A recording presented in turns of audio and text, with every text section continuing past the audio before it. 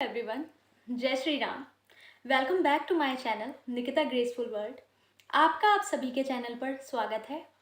और ये वीडियो आपको शिवरात्रि से पहले मिली है, यानी कि शिव जी की विशेष कृपा है आप पर।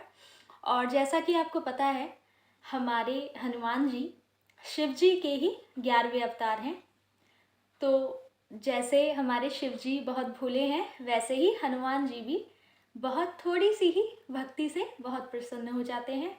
लेकिन अब महाशिवरात्रि के उपलक्ष्य में आपको एक खास उपाय करना है, जिससे आप किसी भी कार्य को करने के लिए बहुत टाइम से अगर उसमें लगे हुए हैं और आपको रिजल्ट्स नहीं मिल रहे हैं, तो आप विश्वास कीजिए कि ये रेमेडी और ये जो वीडियो है वो आप ही के लिए है।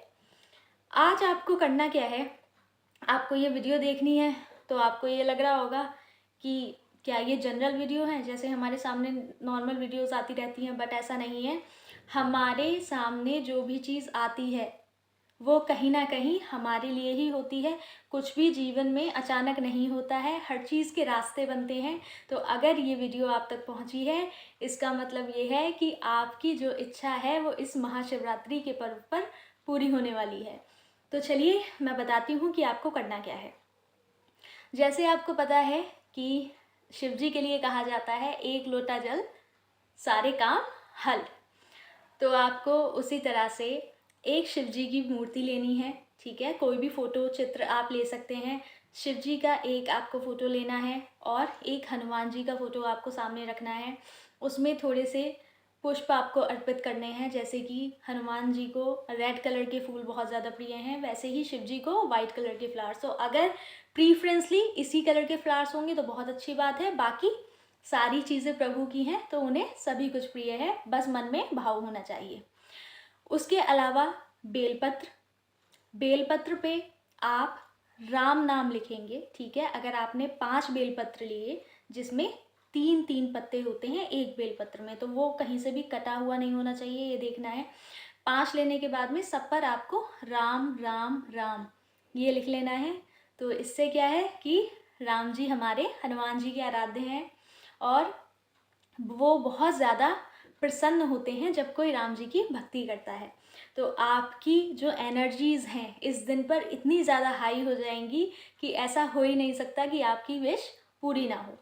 फिर आपको करना क्या है, उसके बाद में आप एक लोटे में जल लेंगे, जो जैसे हम हमेशा जल चार्ज होने के लिए रख देते हैं वैसे ही आप रख देंगे। साथ में आपको 3 बार हनुमान चालीसा का पाठ करना है, ठीक है। हनुमान चालीसा का पाठ करने से पहले आप एक माला 108 बार राम जी के नाम की करेंगे और एक माला मिनिमम शिव जी के नाम की करेंगे 108 बार, ठीक है।